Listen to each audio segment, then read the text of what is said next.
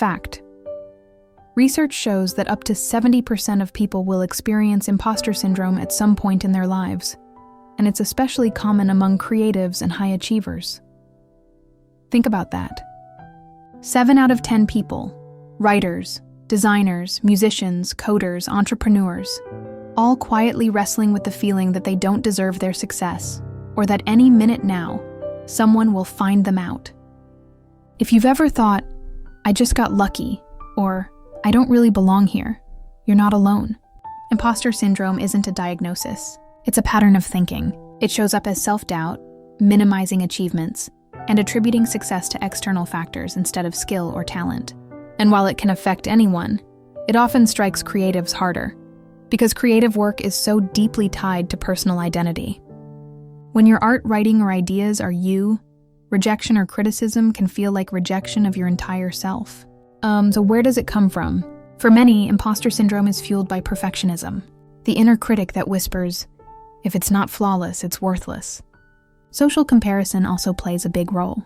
Scroll through social media, and you'll see only the highlight reels, never the messy drafts, the rejections, or the failed experiments. Against that backdrop, your own struggles can feel like proof you're not good enough. Fact. Imposter syndrome was first described in 1978 by psychologists Pauline Clance and Suzanne Imes, who noticed it was particularly common among high-achieving women. Since then, studies have shown it affects people across gender, race, and profession. For creatives, it often spikes after milestones, publishing a book, landing a client, selling artwork. Instead of celebration, the inner dialogue is, "What if I can't do it again?" Or what if they realize I'm not as talented as they think? Here's the truth. Imposter feelings don't mean you're a fraud. They mean you're growing. You're stretching into new spaces where your brain doesn't yet feel safe or confident.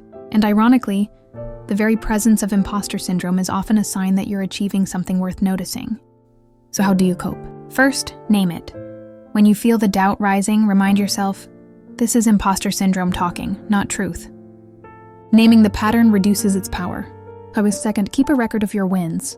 Save client feedback, publish dates, kind emails, artwork sales. On tough days, read through them.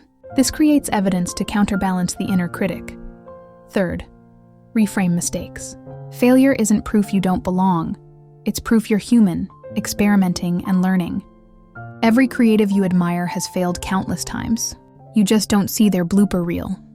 Fact. Studies show that people with imposter syndrome are often highly competent and successful, but their self-perception doesn't match reality. That mismatch can be exhausting. So part of coping is grounding yourself in community. Talk about it. Share your experiences with other creatives. More often than not, they'll say, "Oh yeah, me too." That solidarity breaks the illusion that you're the only one faking it. Sorry, if you're neurodivergent, imposter syndrome can overlap with masking.